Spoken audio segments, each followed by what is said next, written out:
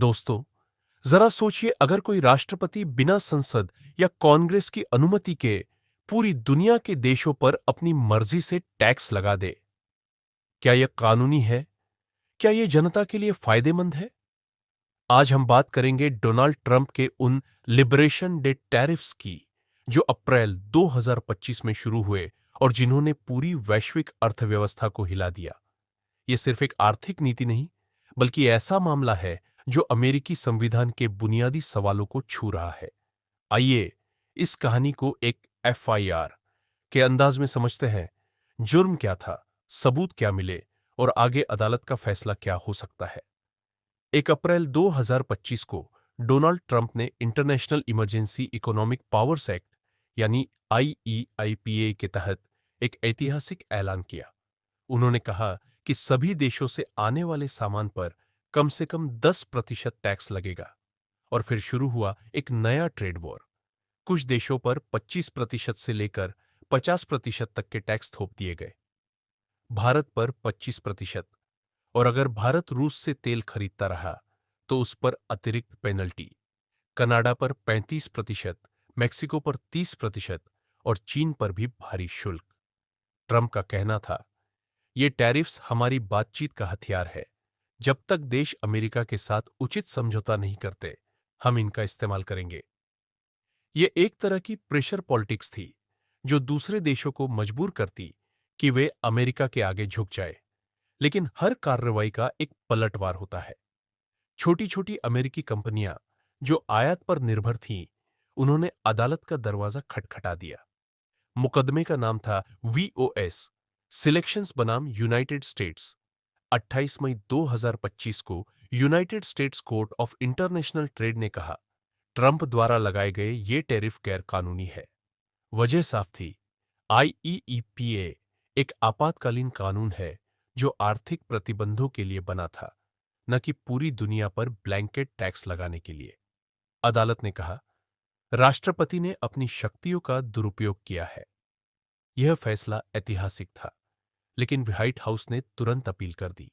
29 अगस्त 2025 को federal court of appeals ने भी बहुमत से कहा, ट्रंप के टैरिफ आईईपा के तहत वैध नहीं है। जजों का कहना था कि राष्ट्रपति एकतरफा पूरे व्यापार नियमों को नियंत्रित नहीं कर सकते, जब तक कांग्रेस की स्वीकृति न हो। लेकिन अदालत ने एक और अहम बात कही, टैरिफ को तुरंत बंद नहीं किया गया। इन्हें अक्टूबर के मध्य तक जारी रहने दिया गया, ताकि ट्रंप सरकार सर्वोच्च न्यायालय यानी सुप्रीम कोर्ट में अपील कर सके। अब असली जंग supreme court of the United states में होनी है। वहीं से तय होगा कि राष्ट्रपति की शक्ति की सीमा कहां तक है। अब सवाल उठता है, जमीन पर इन टैरिफ्स का क्या असर हुआ? सिर्फ जुलाई 2025 में अमेरिका ने इनसे 28 अरब डॉलर की आमदनी की। मगर इसका दुष्प्रभाव कहीं ज्यादा था। अमेरिकी कंपनियों को कच्चा माल महंगा पड़ा, उपभोक्ताओं को रोजमर्रा की चीजें महंगी मिलीं और बांड बाजार में उथल-पुथल मच गई। महंगाई बढ़ने लगी, ट्रेजरी यील्ड्स ऊपर गए और निवेशकों में अनिश्चितता फैल गई। वैश्विक स्तर पर भी प्रतिक्रियाएं तेज थी। भारत ने इन्हें अनुचित कहा और रक्षा सौदों पर रोक लगाने का संकेत दिया। ब्राजील ने कहा कि वह अपने किसानों को सब्सिडी देगा ताकि असर कम किया जा सके। और डब्ल्यूटीओ, जो पहले ही कमजोर था, अब और अप्रासंगिक नजर आने लगा। कई विशेषज्ञों ने साफ कहा, ट्रंप ने डब्ल्यूटीओ का खेल खत्म कर दिया है। लेकिन तस्वीर अभी अधूरी है दोस्तों। व्हाइट हाउस ने घोषणा की है कि वह सुप्रीम कोर्ट तक जाएगा। अगर सुप्रीम कोर्ट ने ट्रंप के पक्ष में फैसला दे दिया, तो एक खतरनाक मिसाल बनेगी कि भविष्य में कोई भी राष्ट्रपति बिना कांग्रेस की अनुमति के पूरे व्यापार नियम बदल सकता है। अगर सुप्रीम कोर्ट ने विरोध किया, तो कार्यपालिका की शक्ति सीमित हो जाएगी और राजनीतिक संतुलन वापस कांग्रेस के पक्ष में चला जाएगा। यह मामला सिर्फ टैरिफ का नहीं, बल्कि अमेरिकी संविधान के मूल सवाल का है। आपातकालीन शक्तियों की सीमा आखिर कहां खत्म होती है? निष्कर्ष तो दोस्तों, यह थी कहानी ट्रंप के टैरिफ्स की।